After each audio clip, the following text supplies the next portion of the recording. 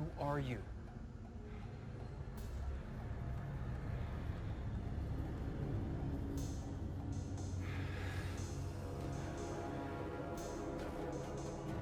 What in the world is going on, guys? Welcome back to the Rantin Review, and we're talking today about the Loki series that just ended today. We had the final episode on Disney Plus, and yeah, this is crazy.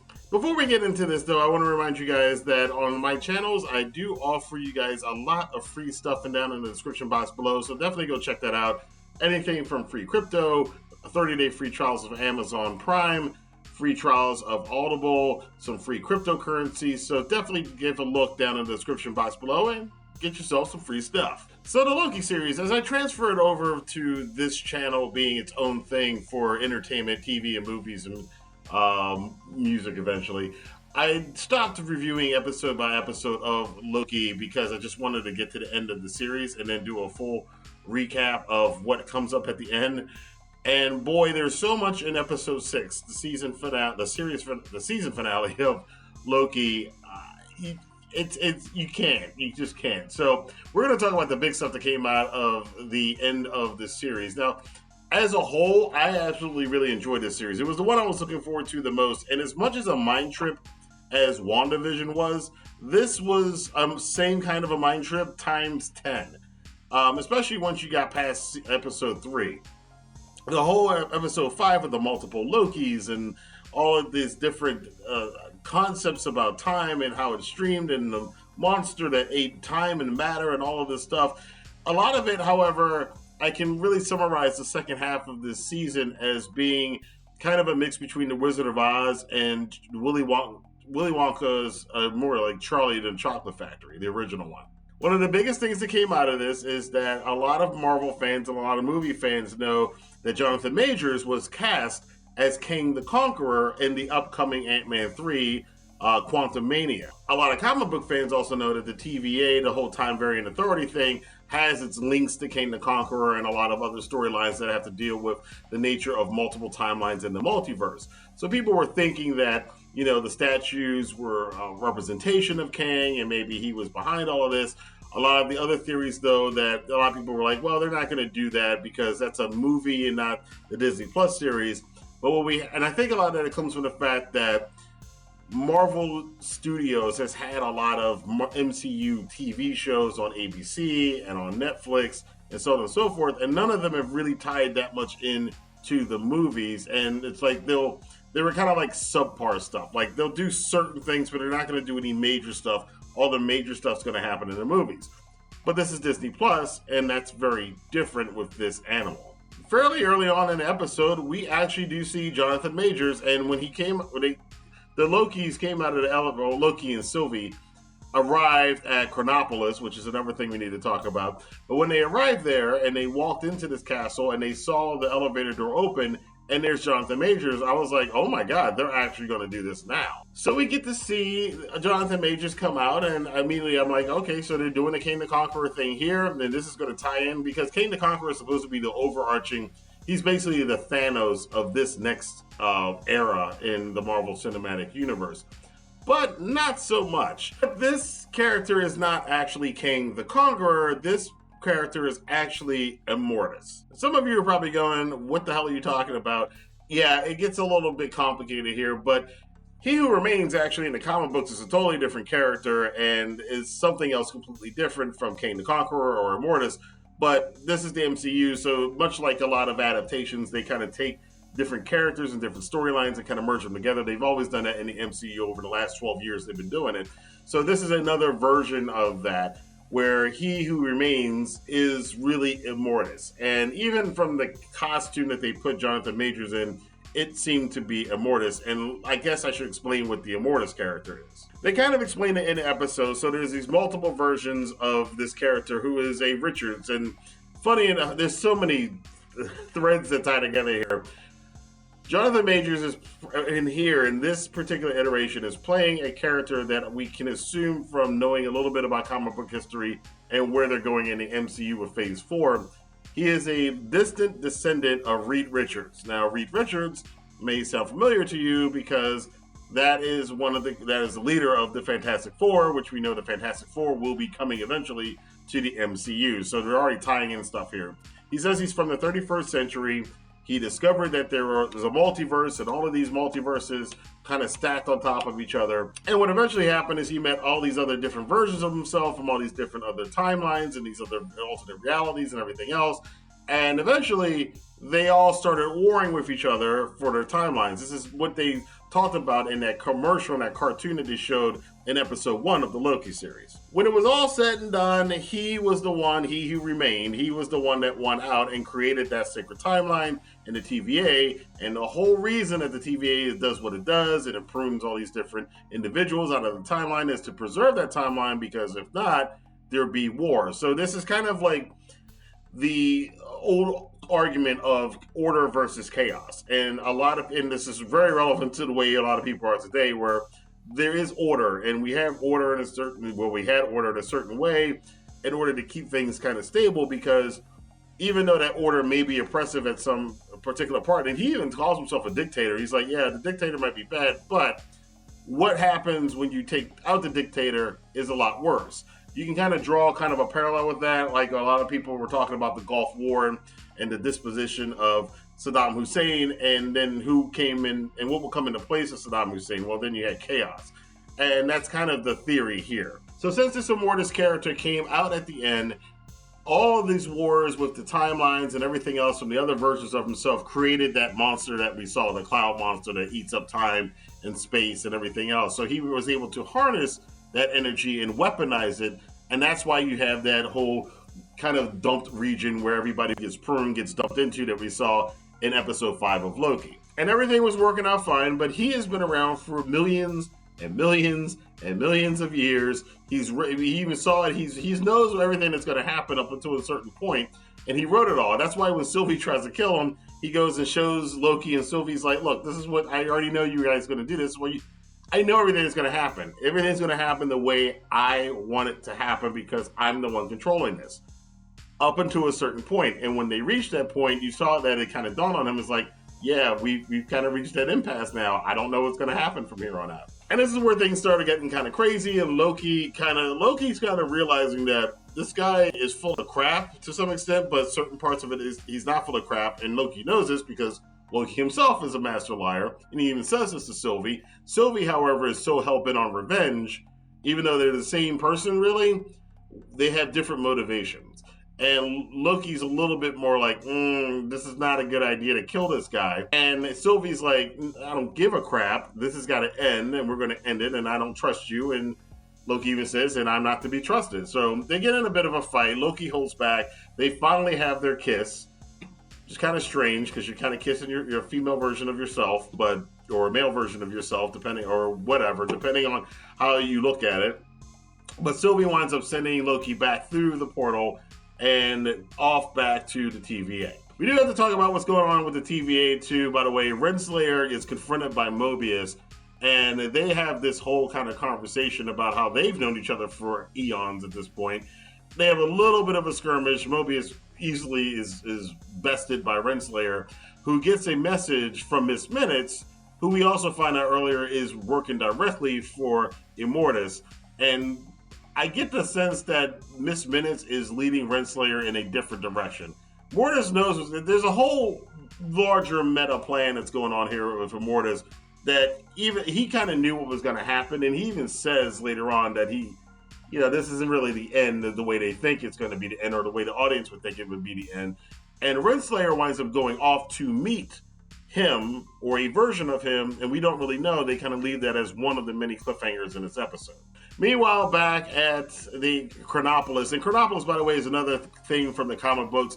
It's a whole city at the end of time, and it's basically kind of the same representation they have here, and although a little bit scaled down from what it was in the old comic books, but it is the city at the end of time, and that's where we are, and this is where everything is controlled from.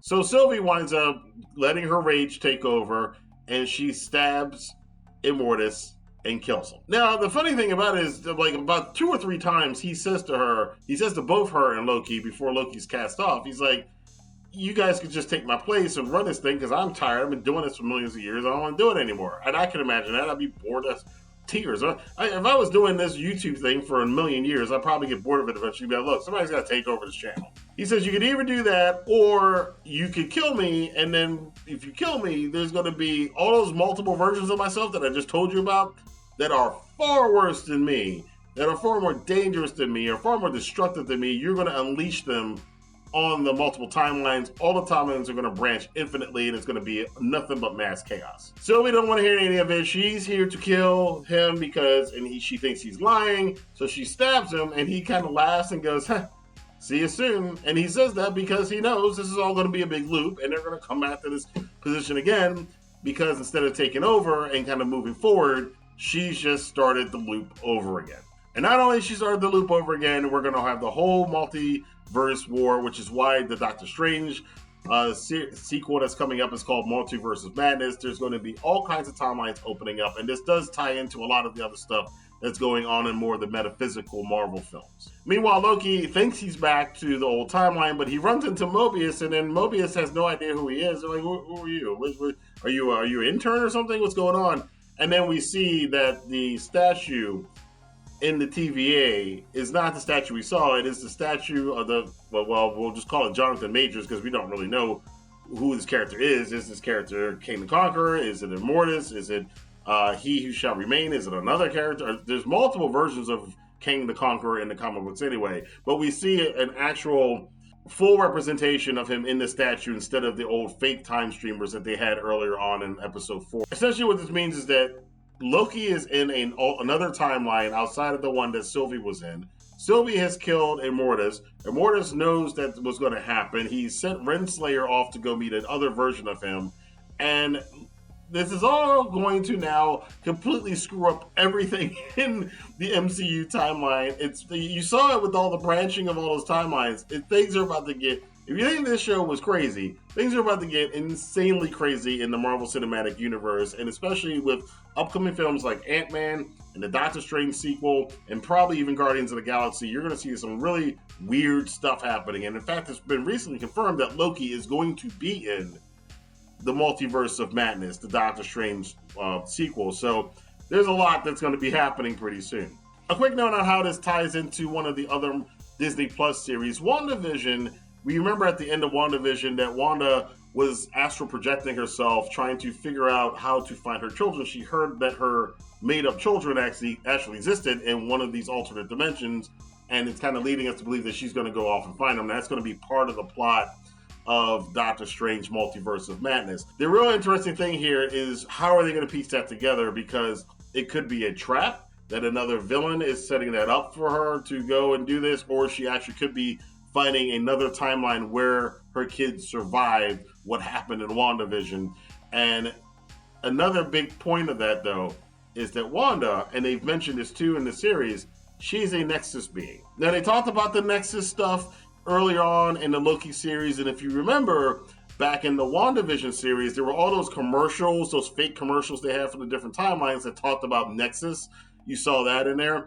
That is referring to the fact that Wanda is a Nexus creature, and they even talked about that, like she exists in all variations. She always will be around.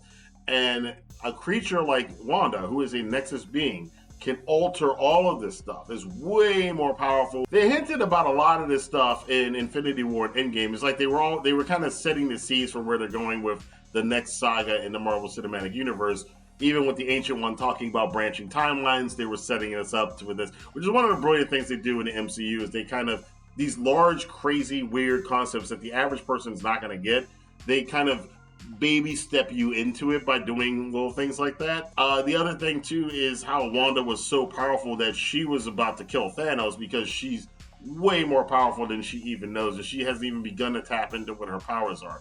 So between WandaVision and this Loki series, we have a lot of stuff that's being set up for the future. And then concurrently to that, kind of running alongside of that, is what we saw in the Black Widow movie, what we saw in Falcon and the Winter Soldier, which are much more grounded in our timeline and basically the main Marvel Cinematic Universe that we know of. So it's kind of like these two different tracks, where there's the reality track and there's this larger metaphysical track that's kind of surrounding it, which I find narratively could be kind of a problem, because while you're watching Falcon and the Winter Soldier, how much does that really mean? How much consequences that have when you know that this is just a little tiny piece of like billions and billions of other variations of this, and ultimately it might not matter. So I don't know. I think they're going to rely on the fact that us as the audience have emotional connections to the characters from the original Marvel saga, from phases 1 through 3. But I'm very intrigued with how they're going to tie all this together, because how do you get any bigger than this? I kind of wonder if it's going to wind up with them kind of closing the multiverse and it wind up being one particular timeline.